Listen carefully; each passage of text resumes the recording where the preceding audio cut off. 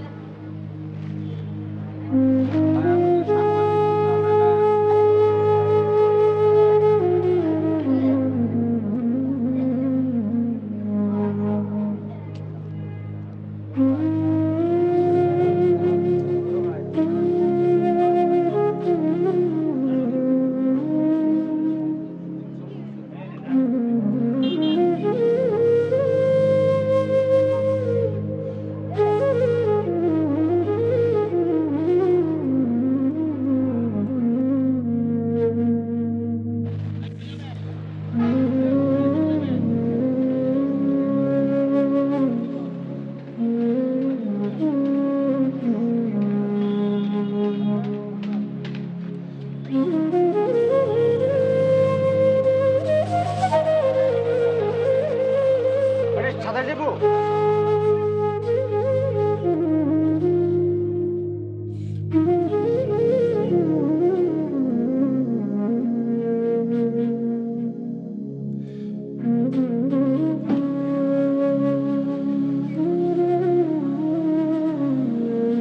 সময় লাগবে না একটু।